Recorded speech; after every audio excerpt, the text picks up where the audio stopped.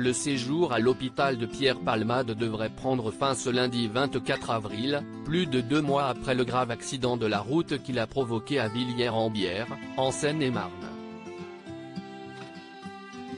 Transporté aux urgences avec les 3 autres victimes juste après le drame, l'humoriste de 55 ans a été testé positif à la cocaïne et aux médicaments de substitution.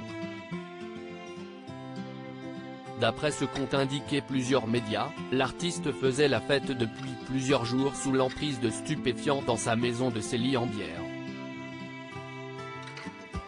Ses addictions aux substances illicites étant bien connues dans le milieu du show-business, plusieurs de ses amis, tels que Michel Larocque et Muriel Robin, ont essayé de le raisonner.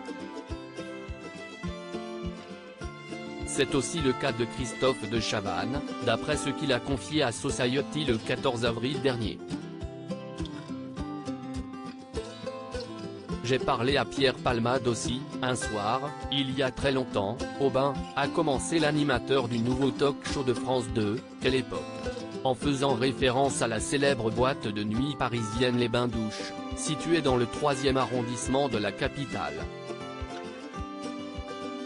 L'ancien présentateur de La Roue de la Fortune n'a pas précisé l'année durant laquelle cette conversation a eu lieu. T'es en train de te foutre en l'air. Parce que tu as du talent, a-t-il sermonné, inquiet de voir la star de l'humour se perdre dans les soirées chemsex et la dépendance à la drogue. Plus tard, il m'a appelé pour me dire qu'il avait tout arrêté, que c'était grâce à moi. J'ai répondu, merci, pourvu que ça dure. Et ça n'a pas duré, a tristement conclu l'acolyte de Léa Salamé. Supérieur à Pierre Palmade, François Cluzet, Benoît Magimel. Les stars sans tabou sur leurs addictions. Tu as vu ta tête, Pierre ? Très proche de Pierre Palmade, Muriel Robin s'était un jour fortement emportée contre la toxicomanie de son ami.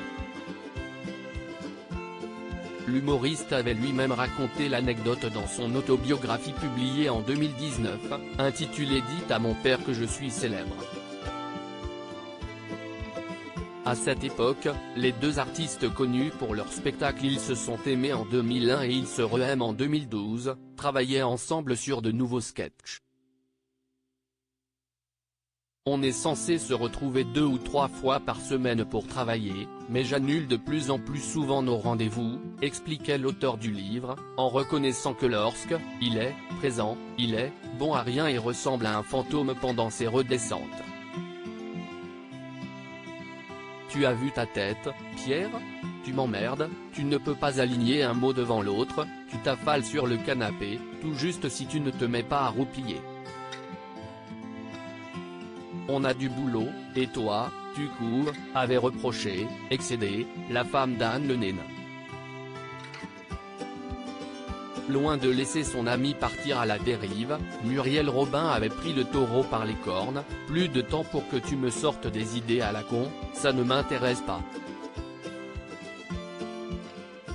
Va te laver. Le corps, l'esprit, les neurones. Et après, tu reviens. Crédit photo, Luc Castel.